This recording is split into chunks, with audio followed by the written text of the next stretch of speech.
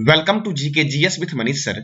आज 13 अप्रैल 2023 है और आज के जितने भी महत्वपूर्ण करंट अफेयर होंगे वो हम इस वीडियो में डिस्कस करेंगे।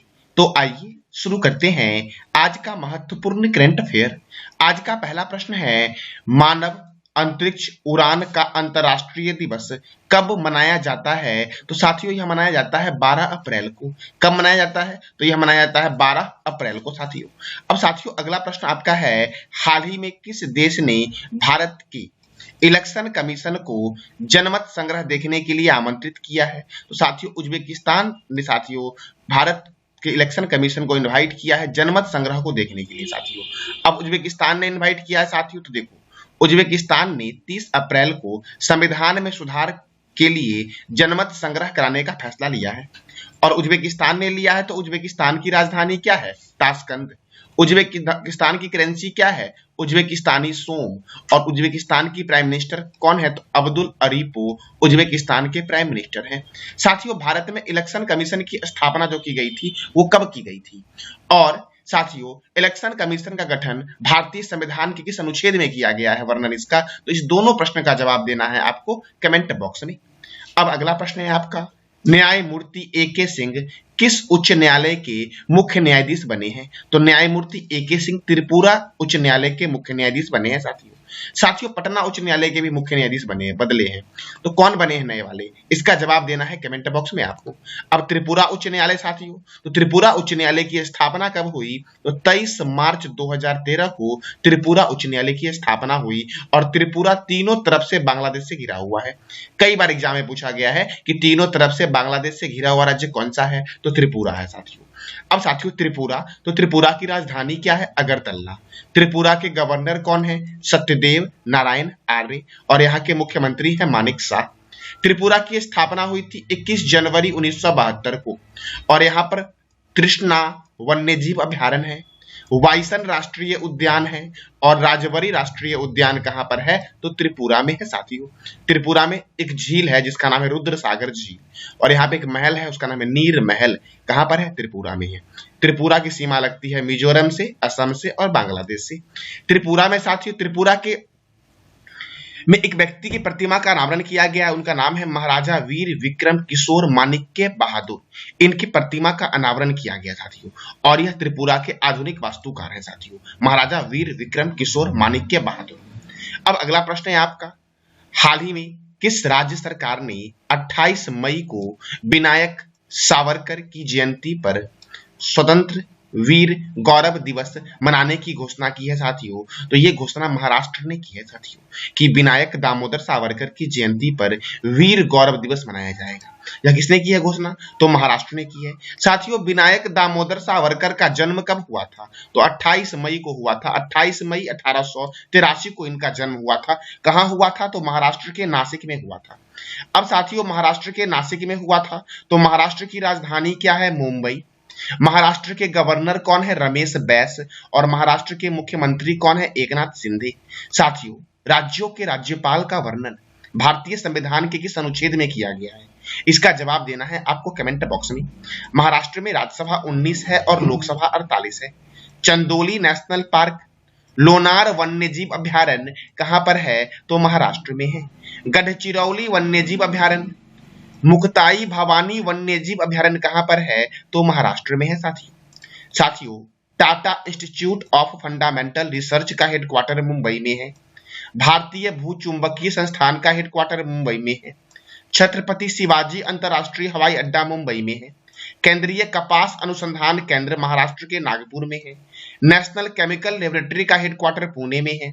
इंडियन सिक्योरिटी प्रेस का हेडक्वार्टर पुणे में है और भारतीय मौसम वेधशाला का अध्ययन साथियों भारतीय मौसम वेधशाला का हेडक्वार्टर कहां है? तो पुणे में है और भारतीय मौसम विज्ञान संस्थान का हेडक्वार्टर कहां पर है? तो नई दिल्ली में है। साथियों मौसम का अध्ययन किसमें होता है? तो इसका जवाब देना है कमेंट बॉक्स में आपको।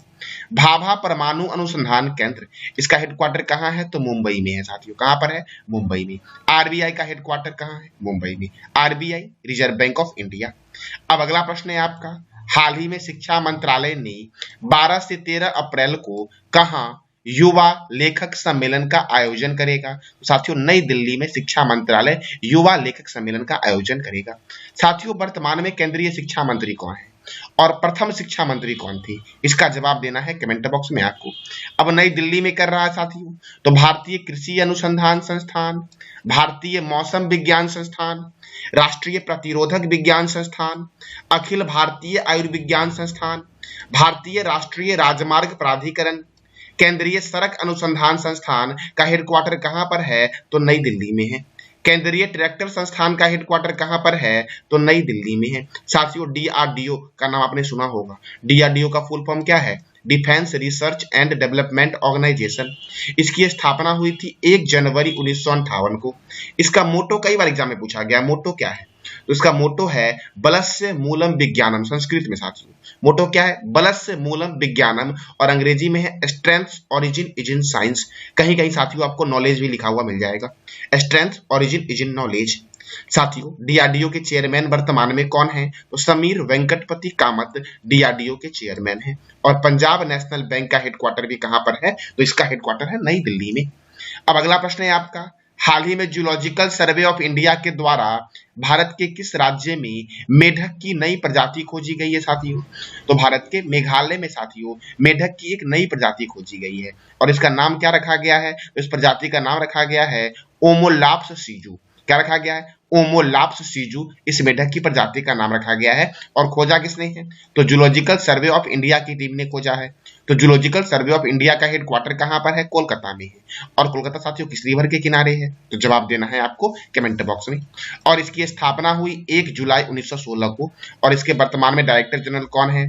तो धृति बनर्जी इसके वर्तमान में डायरेक्टर जनरल है साथियों। अब साथियों मेघालय में खोजा गया है, तो मेघालय में है नोकरेक राष्ट्रीय उद्यान। नोकरेक सही कर लेना साथियों, नोकरेक राष्ट्रीय उद्यान, सीजू वन्यजीव अभ्यारण्य, बलफकरम राष्ट्रीय उद्यान, ये तीनों कहां पर है? मेघालय में है। जारूकी अंतरराष्ट्रीय हवाई अड्डा कहां है? शिलोंग में है। साथियों मैंने भी तुरंत बताया आपको छत्रपति शिवाजी अंतरराष्ट्रीय हवाई अड्डा कहां पर है? तो आपको जवाब देना है कमेंट बॉक्स में कहां पर है। पूर्व का स्कॉटलैंड और मेघों का घर किसे बोलते हैं? मेघालय को बोलते हैं। विश्व में सर्वाधिक वर्षा वाला स्थान कौन सा है? मासिन राम है। और मासिन राम जिला है कहां का? मेघालय का।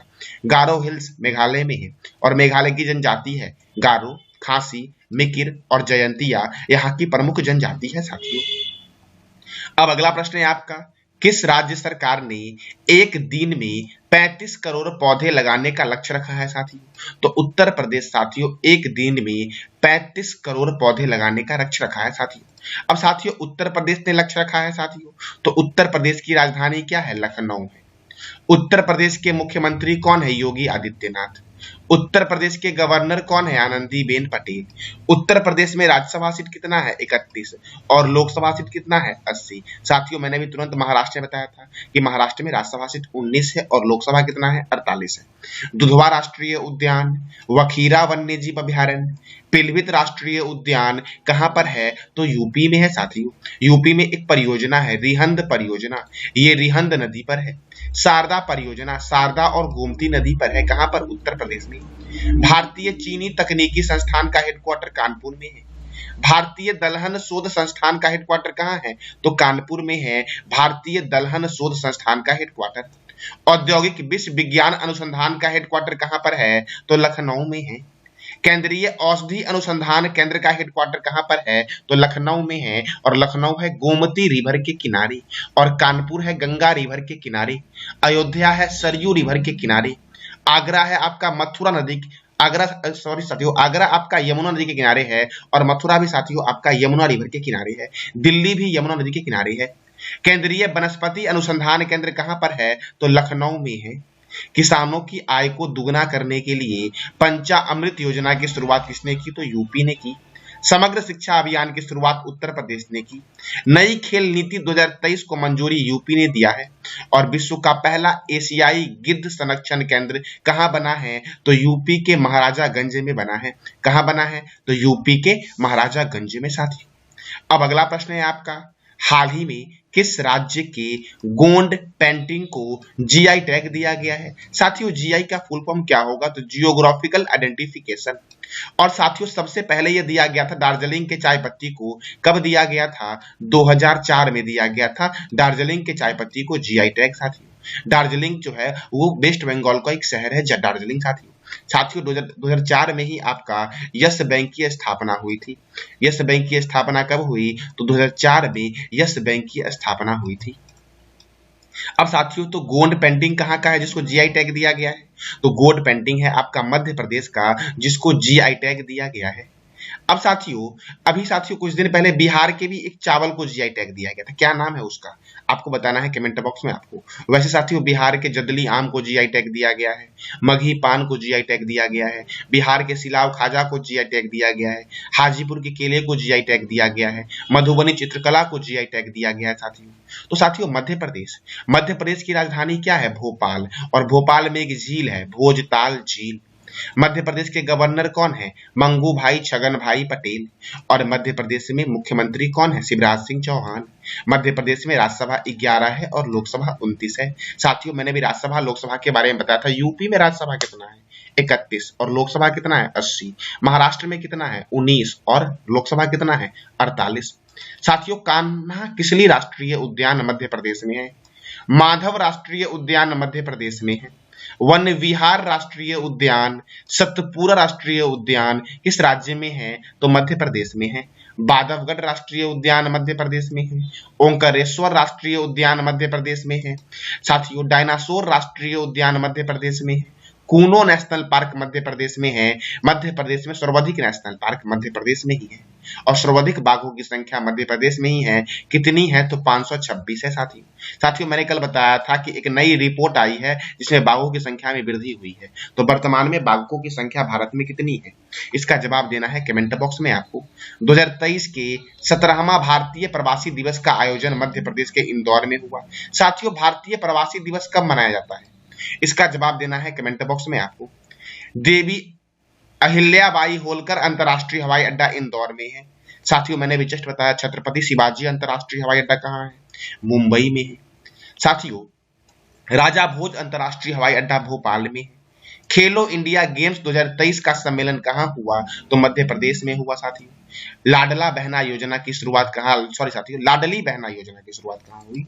तो मध्य प्रदेश में हुई। साथियों ये था आपके आज का महत्वपूर्ण करंट अफेयर। कल मैंने आपसे 3 प्रश्न पूछा साथियों।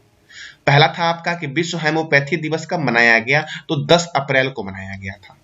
दूसरा प्रश्न मैंने किया था कि हाल ही में राष्ट्रपति द्रौपदी मुर्मू ने किस राज्य के तेजपुर वायुसेना स्टेशन से सुखोई 30 लड़ाकू विमान से उड़ान भरी है? तो असम का साथियों ये वायुसेना स्टेशन था तेजपुर, वहीं से उड़ान भरी है। साथियों विश्व का पहला एशियाई किंग गिद्ध संरक्षण केंद्र किस राज्य में बनाया गया है? तो उत्तर प्रदेश के महाराजागंज में बनाया गया है। साथियों आज का 3 प्रश्न है जिसका जवाब देना है कमेंट बॉक्स में आपको। पहला है आपका हाल ही में आईपीएल में सबसे तेज 6000 रन बनाने वाले बल्लेबाज कौन बने हैं? दूसरा प्रश्न आपका है कि हाल ही में जम्मू कश्मीर के उपराज्यपाल मनोज सिन्हा के द्वारा पहला ट्यूलिप गार्डन का उद्घाटन जम्मू कश्मीर में कहाँ किया गया है? और तीसरा प्रश्न आपका है किस राज्य में भारत की पहली सौर ऊर्जा संचालित पर्यटक नाव लॉन्च की गई है? तो इस तीनों प्रश्न का जवाब देना है कमेंट बॉक्स में आपको।